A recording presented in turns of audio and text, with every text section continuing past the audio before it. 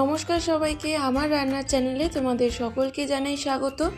আজকের রেসিপি ভালো লাগলে চ্যানেলটা প্লিজ সাবস্ক্রাইব করে দিও, পাশে থাকা বেল আইকনটা প্রেস করে দিও যাতে আমি যখন ভিডিও দেব খুব সহজেই তোমাদের কাছে ভিডিওটা পৌঁছে যায়।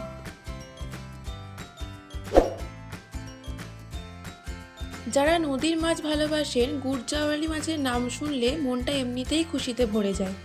এই মাছের সবচেয়ে বড় বিশেষত্ব হচ্ছে ঘন সুস্বাদু তেল আর মিষ্টি স্বাদ। আর সেই তেল দিয়ে যদি বানানো যায় গুড়জাওয়ালি মাছের তেল ঝাল, তাহলে তো আর কথাই নেই।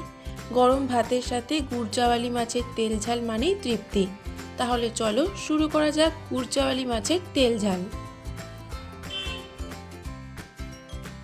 গুড়জাওয়ালি মাছের তেল ঝাল বানানোর জন্য 2 পিস গুড়জাওয়ালি মাছ নিয়েছি। প্রথমে গুড়জাওয়ালি মাছ ভালো করে ধুয়ে পরিমাণ মতো নুন আর 1 চা চামচ হলুদ গুঁড়ো দিয়ে ভালো করে মাখিয়ে 15 মিনিট রেখে দিতে হবে।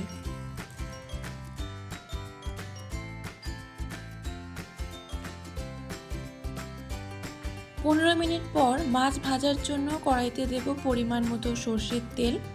তেল গরম হয়ে গেলে তার মধ্যে দেব নুন হলুদ মাখানো গুড়জাওয়ালি মাছ। মাছ ভালো করে লাল লাল করে ভেজে নিতে হবে। মাছের এক পিঠ ভাজা হয়ে গেলে অপর পিঠটা ভালো করে ভেজে নিতে হবে। মাছ উল্টানোর সময় সাবধানে উল্টাবেন যাতে মাছ ভেঙে না যায়।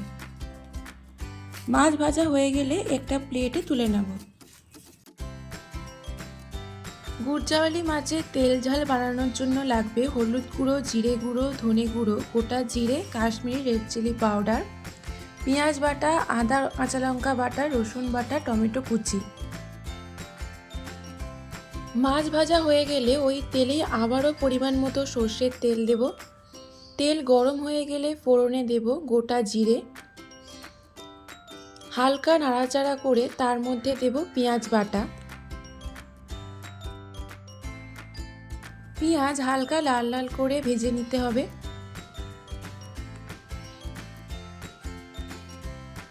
পেঁয়াজ ভাজা হয়ে গেলে তার মধ্যে দেব রসুন বাটা, আদা কাঁচা লঙ্কা বাটা। যতক্ষণ না আদা রসুনের কাঁচা গন্ধ চলে যায় ততক্ষণ ভালো করে কষাতে হবে।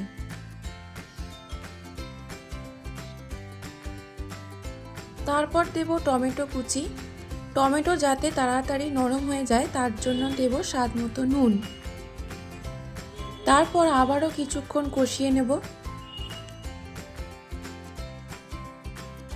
এরপর দেব হলুদ গুঁড়ো, জিরে গুঁড়ো,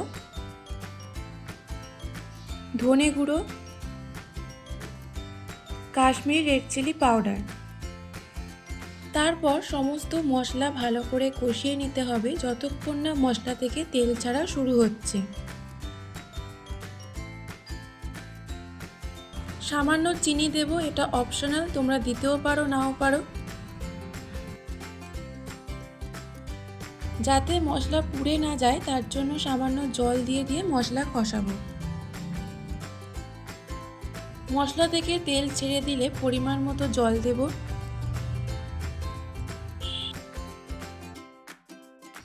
ফুটে উঠলে দেব 2টো কাঁচা লঙ্কা আর ভেজে রাখা গুড়জাওয়ালি মাছ।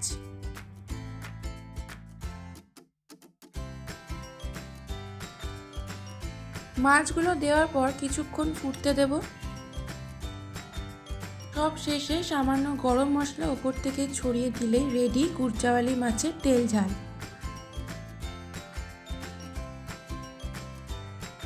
আশা করছি রেসিপিটা তোমাদের ভালো লেগেছে। যদি রান্নার সময় কোনো জায়গায় কনফিউশন হয় আমাকে কমেন্টে লিখতে পারো, আমি অবশ্যই রিপ্লাই দেব। যদি আজকের রেসিপি ভালো লাগে তাহলে লাইক, শেয়ার ও সাবস্ক্রাইব করে আমার পাশে থেকো। আমাকে কমেন্ট বক্সে লিখে জানিও তোমাদের কেমন লাগলো। আজকের মতো এই পর্যন্তই, আবার দেখা হবে নতুন কোনো ভিডিও নিয়ে। ততক্ষণ সবাই ভালো থেকো, সুস্থ থেকো।